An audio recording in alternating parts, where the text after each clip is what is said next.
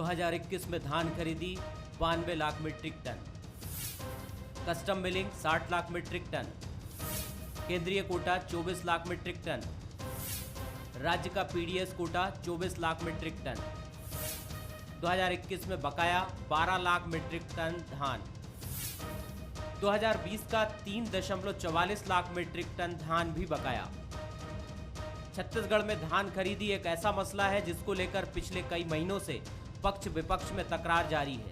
ये सिलसिला बजट सत्र के दौरान भी देखने को मिला। सदन में बकाया धान और उसके कस्टम मिलिंग का मुद्दा जोर शोर से उठा।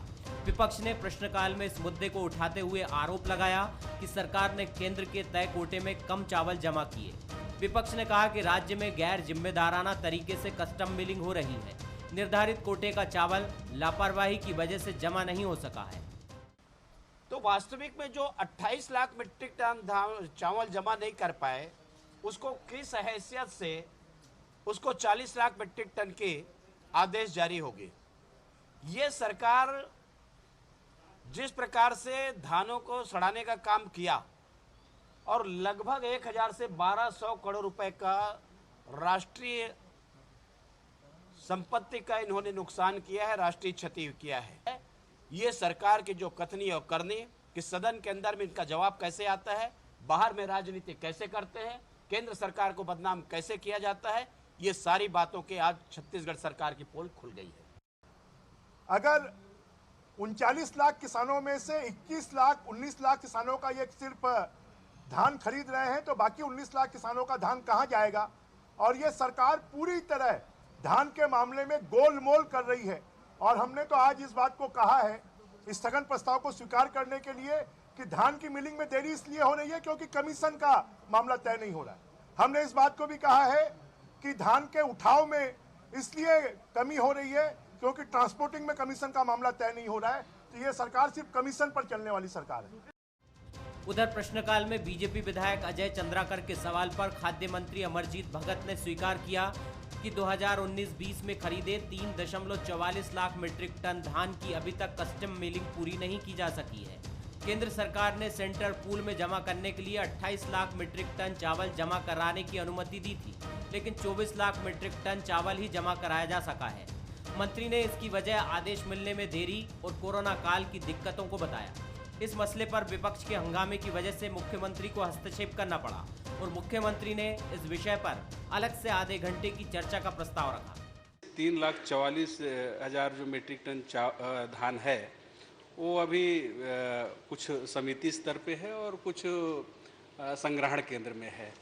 और चूँकि अभी इसका कस्टम मिलिंग का कार्य जो है प्रक्रियाधीन है, सेंट्रल पूल में जो जमा होना था उसमें उसना का ज़्यादा हमको टारगेट दे दिया गया, उतना मिलिंग क्षमता है नहीं, इस कारण से थोड़ा सा अनेक पत्राचार हुए, अनेक बार हम लोग मुलाकात हुई।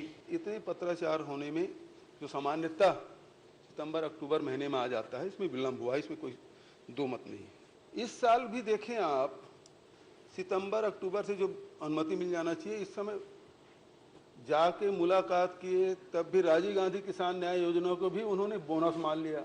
और हमको जो सितंबर में महीने मिल जाना चाहिए अनुमति, वो सितंबर निकल गया, अक्टूबर निकल गया, नवंबर निकल गया, दिसंबर निकल गया।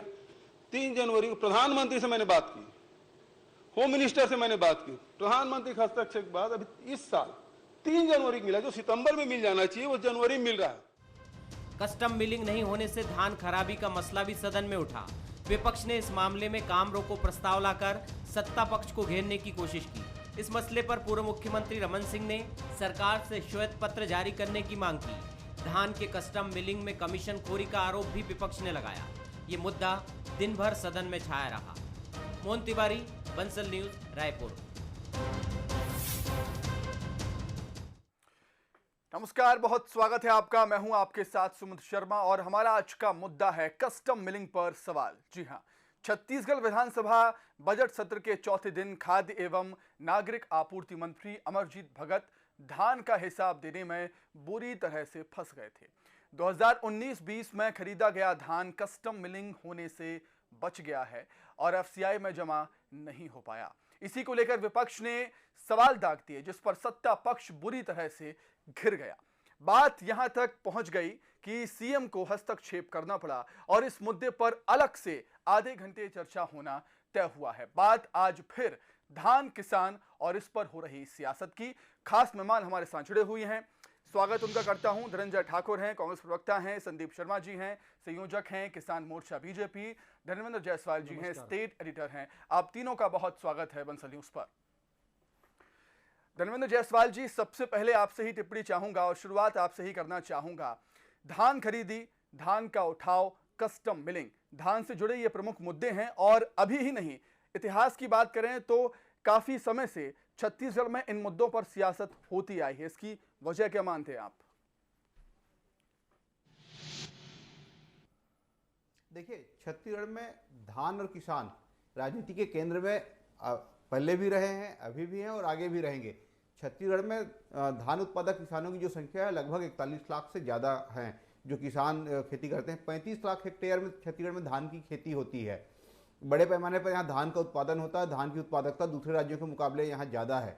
ऐसे में जो धान के किसान हैं, धान उत्पादक जो किसान हैं, उनकी समस्याएं हमेशा राजनीतिक दलों की प्राथमिकता में रही है और आगे भी रहने वाली है, क्योंकि ये बड़े वर्ग को प्रभावित करते हैं। और धान से जुड़े जो दूसरे व्यवसाय हैं, चाहे वो कस्टम मिलिंग वाले हों, चाहे परिवहन वाले हों, चाहे उसके जो खुदरा विक्रेता हों, तो ये एक बड़ा वर्ग है छत्तीसगढ़ जो धान से जुड़ा हुआ है। छत्तीसगढ़ की जो ग्रामीण अर्थव्यवस्था है वो पूरी तरह से धान पर केंद्रित अर्थव्यवस्था है, लिहाजा धान यहाँ की राजनीति के केंद्र में रहेगा।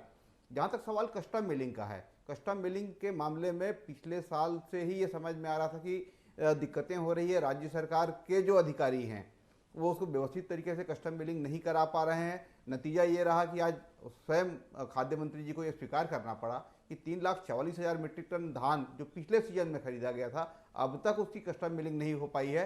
वो आधा संग्रहण केंद्रों में पड़े हैं, आधा खरीदी केंद्रों में पड़े हुए हैं। इसका मतलब ये है कि धान का उठाव भी नहीं हो पाया। धान का उठाव हो जाता तो उसको सड़ने से बचाया जा सकता था। महत्वपूर्ण बात यह है कि मुख्यमंत्री जी ने इस पूरे मामले में हस्तक्षेप किया है। उन्होंने कहा है कि हम इस मामले को गंभीरता से लेते हैं। उन्होंने कारण बताने की कोशिश की कि केंद्र से अनुमति मिलने में विलंब की वजह से ये दिक्कतें आई है और जो उसना चावल है उसके मिलिंग की क्षमता छत्तीसगढ़ में उतनी अधिक नहीं है जो उसना चावल का ऑर्डर मिला था। इसकी वजह से जो धान उसना राइस मिलों में जाना था वो नहीं जा पाया, उसकी वजह से ये नुकसान हो रहा है। आधे घंटे की चर्चा तय हुई है, मुख्यमंत्री जी ने स्वयं इसका प्रस्ताव दिया है। अच्छी बात है कि सत्ता पक्ष से आधे घंटे की चर्चा की पहल हुई है, तब इसके तमाम दिक्कतों को लेकर चर्चा होगी, इसके तमाम पहलुओं पर बातचीत होगी और राज्य सरकार को जो नुकसान हो रहा है उसकी भरपाई कैसे होगी, राज्य सरकार को जो इसकी जो क्षति है उसको आगे उसकी भरपाई करने के लिए किस तरीके से रास्ते निकलेंगे, आने वाले सालों में इस तरह की दिक्कतें ना हो उसको लेकर के जो सुझाव आएंगे, जो सलाह मिलेगी, उसके आधार पर राज्य सरकार को अपना रोड मैप तय करने में एक मदद मिलेगी। और साथ ही यदि इसके लिए कोई जिम्मेदार होगा, कोई अधिकारी दोषी होगा तो उस पर भी कार्रवाई की बात आएगी। तो ये अच्छी पहल हुई है।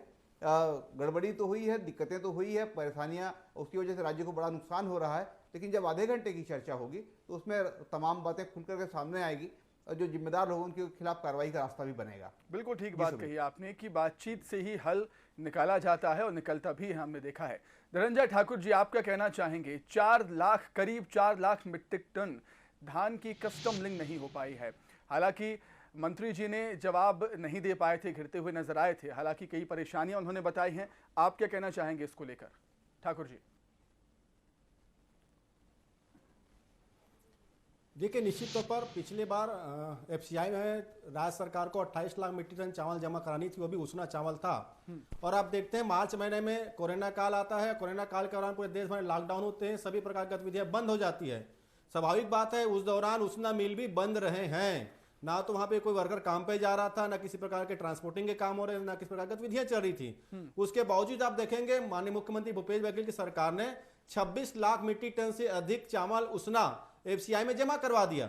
और बाकी जो चावल थे उसके लिए हमने कहा कि इसे समय का एक्सटेंशन देना चाहिए और केंद्र सरकार उसके लिए राजी हो चुकी है। तो सवाल यह उठता है कि भारतीय जनता पार्टी सदन में क्या चाहती है। उनको तो अगर सदन में बात रखनी थी तो उनको यह बोलनी चाहिए कि केंद्र सरकार ने अभी तक जो सैद्धांतिक सहमति था 60 लाख मीट्रिक टन चावल का, उस विषय में उनका पक्ष रखना था अगर वो छत्तीसगढ़ को चिंता है। और जो चावल ऑलरेडी राज्य सरकार को एफसीआई में जमा करानी है, ये कोई चिंता का विषय तो है नहीं, वो तो रूटीन प्रक्रिया के तहत है और कोई पहली बार नहीं हुआ है। इसके पहले भी कई बार ऐसा हुआ है कि केंद्र सरकार ने स्टेट गवर्नमेंट को एफसीआई में जो उसना चावल जमा करानी उसकी एक्सटेंशन की तारीख दी हुई है। तो मुझे ऐसा लगता है कि भारतीय जनता पार्टी के जो नेता जो हैं वो सदन की कार्रवाई को बाधित कर रहे हैं और केंद्र सरकार की गलतियों में पर्दा डालने की कोशिश कर रहे हैं। ये विषय वस्तु नहीं था, विषय ये था कि जब सैद्धांतिक सहमति 60 लाख मीट्रिक टन चावल की हुई है तो 40 लाख मीट्रिक टन चावल और लेने की अनुमति क्यों प्रदान नहीं की जा रही है। इसमें भारतीय जनता पार्टी के जो विधायक हैं उनके बोलती बंद रही है और एक प्रकार से सदन कार्रवाई को बाधित करने का काम किए हैं। ठीक है संदीप जी, आप क्या कहेंगे? हालांकि कोरोना ने सभी सेक्टर को प्रभावित किया है, चाहे वह मिल ही क्यों ना हो। धनंजय ठाकुर जी जो कह रहे हैं कि मिल ही बंद थी, जब कोविड था तो जो मजदूर थे वही मिल में नहीं जा पा रहे थे, इस वजह से जो है कस्टम मिलिंग नहीं हो पाई है। क्या इस रीजन को, इस वजह को आप सही मानते हैं संदीप शर्मा जी? दो बात है सुमित जी। जी, सितंबर के आखिरी तारीख तक इनको 28 लाख टन जमा करना था। सितंबर के आखिरी तारीख तक इन्होंने वहां पर 25 लाख टन जमा किया, 3 लाख टन सितंबर के लास्ट में बचा था। उसके बाद अक्टूबर इन्होंने 1 महीने का समय मांगा, समय दे दिए। नवंबर का समय मांगने के बाद दिसंबर मांगे इन्होंने, अक्टूबर नवंबर दिसंबर 3 महीने एक्सटेंशन मांगा, तीनों महीने दे दिए। अब आप बताइए 3,44,000 टन धान के लिए इन्होंने 3 महीने का समय एक्सटेंशन में मांगा, वो पूरे 3 महीने में उसको जमा नहीं किए। उसके बाद इन्होंने अभी फिर से समय बढ़वाने की बात की है जनवरी में, इन्होंने उसको मार्च तक जमा करने की बात कही है। मार्च तक के लिए समय मांगा, उसमें भी जनवरी और फरवरी बीत गया। वो जो पुराना इनका हिसाब किताब बचा हुआ है उसके लिए फिर से अब तक इन्होंने 5 महीने का टाइम मांगा है। 5 महीने तक से ये 3,44,000 टन धान को कस्टम मिलिंग करके जमा नहीं किए हैं। कैसे इस सरकार के ऊपर भरोसा करें? ये 1200 करोड़ रुपया का नुकसान राज्य सरकार का हो रहा है, जो हमारे किसानों की कमाई का है। इनसे जब पूछा गया कि धान कहाँ रखा है, इन्होंने एक सूची थमा दिया केंद्र सरकार को कि ये अमुक अमुक जगह में रखा है। सुमित जी आप चल करके देख लीजिए, मैं सूची आपको दे दूंगा, आप मेरे पास आइए, उन जगहों में रखा है धान रखा है कि सड़ा हुआ कोई वहां पर भूसा रखा है, आप खुद देख लेंगे। मेरा कहना है कि सारा चीज ये सड़ा डाले हैं या सड़ गया है या उसको कहीं इन्होंने बेच दिया और उसके जगह इन्होंने सड़ा माल रख दिया है। अभी जो नए साल का माल आने वाला है धान, उसमें इसकी लीपापोती करने की तैयारी है।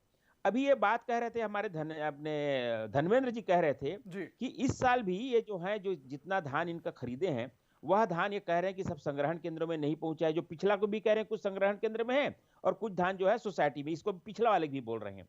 जबकि ये इनका जो रिकॉर्ड आया है जो इन्होंने केंद्र सरकार को जांच में दिया, उसमें कहा है कि हमने सब उठा लिया है और संग्रहण केंद्र में है, जबकि संग्रहण केंद्र में भूसा रखा है। इस साल भी संग्रहण केंद्र में ले जा करके धान को नहीं ले जा सके हैं। लगभग 60% से 70% धान सोसाइटियों में रखा हुआ है। आज तक इनकी जो है कस्टम मिलिंग का काम चालू नहीं हुआ है। इन सारी चीजों के लिए अपनी नाकामी को छुपाना छोड़ करके केंद्र सरकार के ऊपर लगातार दोषारोपण करते हैं। मैं आपको बता रहा हूं सुशील जी, ये जो है जो धान को सोसाइटी से उठा करके संग्रहण केंद्र में लाने में जो अक्षम लोग हैं, ऐसे अक्षम लोगों से सरकार चलाने की बात करना और राज्य के विकास की बात करना सरासर बेईमानी है। ये अकर्मण्य सरकार है, अक्षम सरकार है। इनकी नाकामियों के चलते पूरे प्रदेश को और आम जनमानस को नुकसान हो रहा है। अपनी नाकामी को छुपाने के लिए जो नुकसान हो रहा है, उस नुकसान की भरपाई के लिए ये लोग लगातार कर्जा ले रहे हैं। पूरे कर्जे के जंजाल में पूरे प्रदेश के जनमानस को झोंक रहे हैं। आज इनका कर्जा इतना हो गया है कि इनका ब्याज पटाते पटाते हमारा क्या हाल होगा पता नहीं। देखिए मैं आपको बता रहा हूं, जो अकर्मण्य व्यक्ति होता है वो कर्जे के ऊपर ही भरोसा करता है। यह सरकार अकर्मण्य सरकार है। हमारी सरकार ने 15 साल में इस कर्जा का जितना बोझा नहीं डाला। शर्मा जी मैं लौटूंगा आपके पास। ठाकुर साहब कुछ कहना चाह रहे हैं। ठाकुर जी, जो चुनौतियां आपने बताई कोविड की, वो बड़ी बात करते हैं, वो पूरे देश के सामने थी। ठाकुर जी, जो चुनौतियां कोविड की थी राज्य सरकार के सामने थी तो केंद्र सरकार के सामने भी थी, लेकिन चुनौतियों से जो पार पा लेता है वही तो विजेता होता है, वही तो बाहुबली होता है। शराब पे पार पा लिए ये लोग। निश्चित तौर पर माननीय मुख्यमंत्री भूपेश बघेल की सरकार विजेता है, विजेता है, क्योंकि जो देश में बैठी सरकार है, जो भारतीय जनता पार्टी की सरकार है, वो दगाबाज लोगों की सरकार है, धोखेबाज लोगों की सरकार है, किसानों के विरोधियों की सरकार है। क्या हो रहा है देश में? आज किसान सड़कों पे आंदोलन कर रहे हैं और ये भाजपा के नेता और केंद्र सरकार के इनके मंत्री जो किसान अपने एमएसपी की बात करता है, जो धान खरीदी की बात करता है, उसको कभी आतंकवादी बता देते हैं, कभी खालिस्तानी बता देते हैं, कभी नक्सली बता देते हैं, कभी टेरर फंडिंग से आंदोलन करने की बात करते हैं। ये कैसे किसानों की बात करेंगे? मैंने कहा ना, अगर राज्य सरकार ने पिछले बार 2 लाख मीट्रिक टन चावल कम जमा कराया है, ये कोई गुनाह नहीं है, ये व्यवस्था थी जो बिगड़ गई है और उसके जमा करने हम तैयार हैं। पर जिस प्रकार से भारतीय जनता पार्टी के छत्तीसगढ़ के नेता किसानों के विरोध में खड़े हुए हैं, अभी मैं सुन रहा था नेता प्रतिपक्ष जी को कह रहे हैं राज्य सरकार की हैसियत नहीं है। बड़ा दुर्भाग्य की बात है इनकी वार्तालाप का। असल मायने तो केंद्र में बैठी सरकार की औकात नहीं है कि वो किसानों के धान को खरीद सके, किसानों को आर्थिक से मजबूत कर सके। किसानों को लेकर उनकी नियति खराब है। ये भाजपा के नेता किसान विरोधी हैं, सदन में भी उनका यही कृत्य दिखा है और छत्तीसगढ़ के किसान इन किसान विरोधी भाजपा के नेताओं को देख रहे हैं। हम कह रहे हैं ना 2 लाख मीट्रिक टन चावल हमको जमा करानी है, हमको झूठ नहीं बोल रहे हैं, वो सार्वजनिक चीज है। हमने समय की मांग किया है और उसना चावल हम दे देंगे उनको। लेकिन भाजपा इस बात को भूल रही है कि उस कोरोना संकट काल में जहां नरेंद्र मोदी जी को चावल की आवश्यकता थी, हमने सारे चीजों को छोड़कर 8 लाख मीट्रिक टन अरवा चावल उनको दिया है। ये भाजपा बिल्कुल धनंजय जी, समय की मांग आप कर रहे हैं और संदीप शर्मा जी का भी यही कहना है कि समय आपको पर्याप्त दिया गया, लेकिन कितना और समय चाहिए आपको, ये भी बात है। धनविंद्र जायसवाल जी, आपने कहा था कि जो छत्तीसगढ़ के किसान है वो धान बोता है, धान उगाता है और एक बहुत बड़ा रोजगार है किसान के लिए धान, और धान पर ही सियासत होती है। सर कैसे चलेगा ऐसे? फिर देखिए ये निरंतर चलता रहेगा। मैं थोड़ा सा ठीक कर दूं, धनंजय जी कह रहे थे 2 lakh metric ton, 3.5 lakh metric ton चावल जमा करना, करीब 4 लाख, करीब 4 लाख, 3 लाख मीट्रिक टन धान की अभी कस्टम मिलिंग नहीं हुई है, 3.5 लाख करीब 3.5 लाख, तो वो उतना अभी जमा कराना बाकी है। राज्य सरकार को 5 माह का वक्त मिला था, 1 माह का वक्त अभी बाकी है। मुझे लगता है कि यदि राज्य सरकार इस बात को गंभीरता से लेगी, जिस मामले को आज विपक्ष ने सदन में उठाया है, तो 1 महीने भी ये धान जमा कराया जा सकता है। इसमें कोई बड़ी बात नहीं है। छत्तीसगढ़ की क्षमता इतनी है कि हम 1 महीने में 3.5 लाख मीट्रिक टन धान की कस्टम मिलिंग करके हम केंद्र में जमा करा सकते हैं। सवाल ये है कि जब पिछले साल का जो बैकलॉग है वो अभी भी खड़ा हुआ है, तो आगे हमको जो जमा करना है 24 लाख मीट्रिक टन चावल जमा करने की अनुमति मिल चुकी है, उसको लेकर के भी दिक्कतें आने वाले दिनों में होने वाली है। राज्य सरकार को बैठ करके इस पर गंभीरता से विचार करना होगा कि कस्टम मिलिंग में क्यों दिक्कत आ रही है, कहाँ कहाँ दिक्कतें रह गई है, जो राइस मिलर्स हैं उनका जो प्रॉपर डिस्ट्रीब्यूशन है वो है कि नहीं, जिनकी जितनी क्षमता है उसको उतनी क्षमता के अनुरूप मिलिंग करने के लिए दिया जा रहा है या नहीं दिया जा रहा है, या किसी को ज़्यादा दे दिया गया है। ये जो तमाम अव्यवस्थाएं हैं जिला स्तर के अधिकारियों को देखनी चाहिए थी, उन्होंने उसको प्रॉपर तरीके से मॉनिटरिंग नहीं की। कहीं ना कहीं गलती प्रदेश में खाद्य विभाग की भी है, खाद्य विभाग ने उसको समय पर मॉनिटरिंग नहीं की।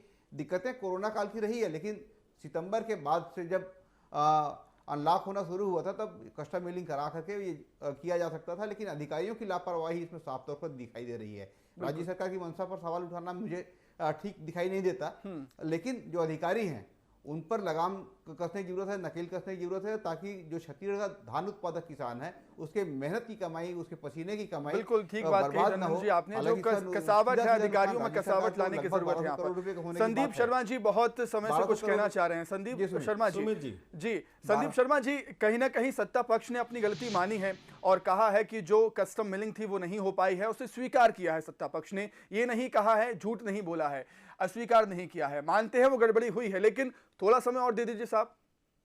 नहीं देखिए, इन्होंने जितना समय मांगा सब समय दिया गया। पहले इन्होंने 3 महीना बार एक महीना करके बढ़वाया, अब उन्होंने एक मुश्त 3 महीना बढ़वाया, कुल अब तक 5 महीना बढ़ा चुके हैं। 5 महीना में 3.5 लाख टन धान का कस्टम मिलिंग नहीं होना अपने आप में बहुत कहानी कहती है। देखिए सुमित जी, मैं आपको बताना चाहता हूं कि ये जो 3.5 लाख टन धान जमा करके बता रहे हैं, वो सारा धान या तो इन्होंने कहीं बेच खाए हैं, और जहां पर धान बता रहे हैं वहां पर सड़ा हुआ माल रखा हुआ है। यहाँ झगड़ा क्या है मैं आपको बता रहा हूँ। ये उस 3.5 लाख टन धान को कस्टम मिलिंग करने के लिए जो पर्ची काटते हैं वो राइस मिलरों को, वो सड़े हुए धान को उठा करके चावल दो कह रहे हैं। आप बताइए, उस सड़े हुए धान को, या जिसको धान समझा जाए या ना समझा जाए कि वो भूसा है, भगवान जाने वो क्या है, लेकिन कोई भी राइस मिलर उसको उठाने के लिए तैयार नहीं है। उनका कहना है को लगभग पूरा सड़ा हुआ चीज है जिसको हमें उठाने कहा जा रहा है। सरकार इस तरह से दबाव डाल करके व्यापारियों के ऊपर, राइस मिलों के ऊपर दबाव डाल करके काम करना चाहेगी, उससे सिस्टम नहीं चलता। आपको जो नुकसान हो चुका है उसको बताना पड़ेगा, या आपने उसको कहीं पर भ्रष्टाचार किया, उसका कहीं ना कहीं अभी जिस तरह से श्वेत पत्र जारी करने के बाद उसमें सब पोल खुल जाता।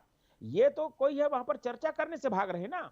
जिस तरह से स्थगन प्रस्ताव लाया गया था उस पर उसने ग्राह्य नहीं किया गया वहां पर। ये सारी बातें वहां पर खुल करके आ जाती कि वो जो जिनको रखा है बोल रहे हैं वास्तव वहां कुछ रखा भी है या नहीं।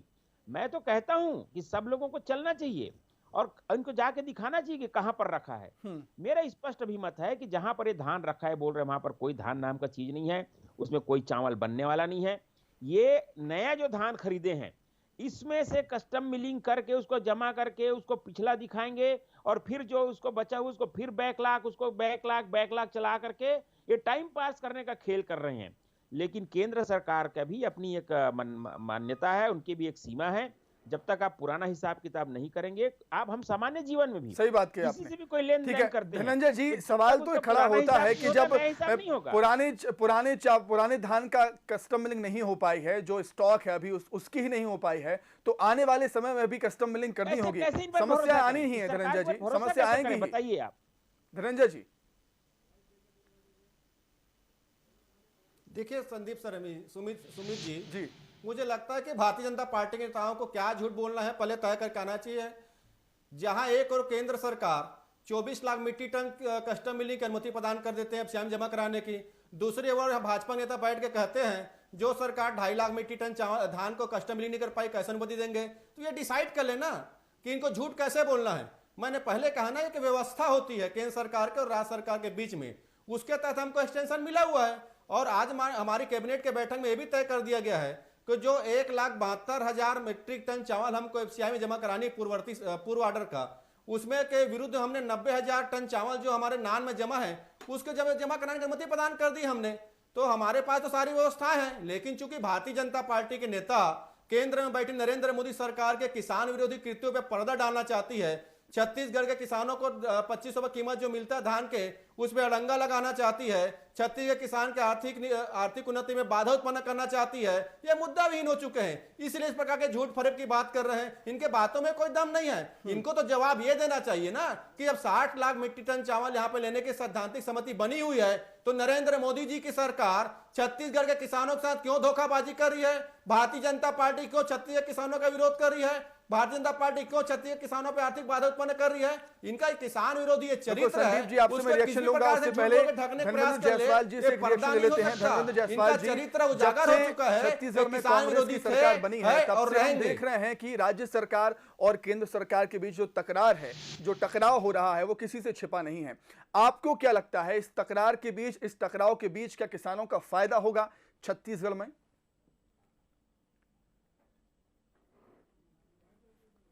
देखिए, अभी तक जो गड़बड़ियां सामने आई हैं, जो अव्यवस्थाएं सामने आई हैं, उसमें किसानों को सीधा सीधा नुकसान नहीं हुआ है, लेकिन इसका भार आने वाले दिनों पे किसानों पर ही पड़ने वाला है।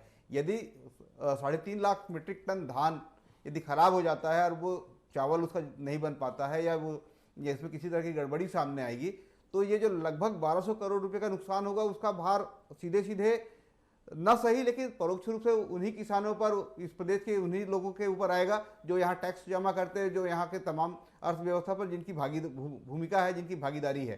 तो ये नुकसान तो किसानों का ही है, ये किसान राज्य सरकार का है, ये किसान राज्य के करदाताओं का है।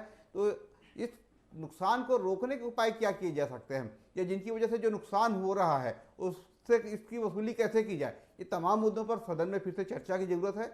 मुख्यमंत्री भूपेश बघेल ने प्रस्ताव दिया है आधे घंटे चर्चा का, विपक्ष ने उस पर सहमति दी है कि उस मुद्दे पर आधे घंटे चर्चा करना चाहते हैं। जब ये चर्चा होगी तो वो तमाम परतें खुलेंगी, जहाँ कहीं गड़बड़ियाँ हैं, जहाँ कहीं अव्यवस्थाएं हैं, वो सारी चीज़ें खुल करके सामने आएगी और राज्य सरकार को आगे जो स्टेप लेना होगा उसके लिए एक रास्ता बनेगा कि किन लोगों ने इसकी जिम्मेदारी ये रही है और उन लोगों ने अपनी जिम्मेदारी का निर्वहन ठीक से नहीं किया है, तो उनके खिलाफ कार्रवाई भी होगी और राज्य के नुकसान को आने वाले दिनों में रोकने के उपाय किए जा सकेंगे। तो बिल्कुल चर्चा तय हो गई है और चर्चा में क्या कुछ निकलकर सामने आता है ये तो आने वाला वक्त ही बताएगा। फिलहाल मेरे पास समय की कमी है, इसलिए इस डिबेट को मैं आगे नहीं बढ़ा पाऊंगा। आप तीनों का बहुत बहुत शुक्रिया। धनंजय ठाकुर जी आपका बहुत शुक्रिया, संदीप शर्मा जी आपका भी बहुत शुक्रिया और धर्मेंद्र जायसवाल जी आपका भी बहुत बहुत शुक्रिया हमारे साथ जुड़ने के लिए, चर्चा में शामिल होने के लिए। तो आज विधानसभा के बजट सत्र में कस्टम मिलिंग का मुद्दा उठा, एक गंभीर मुद्दा है, किसानों से जुड़ा हुआ मुद्दा है और आज तय हुआ है कि इस मुद्दे पर आधे घंटे बातचीत होगी। उस बातचीत में क्या कुछ निकलकर सामने आता है देखने वाली बात होगी, लेकिन जिस तरीके से राज्य सरकार केंद्र सरकार के बीच टकराव के हालात बने हैं उनको सुलझना चाहिए और यही होना चाहिए कि सत्ता पक्ष विपक्ष आपस में मिलकर किसानों को फायदा पहुंचाए। फिलहाल आज के मुद्दा में फिलहाल इतना ही। खबरें लगातार जारी हैं, देखते रहिए बंसल न्यूज। नमस्कार।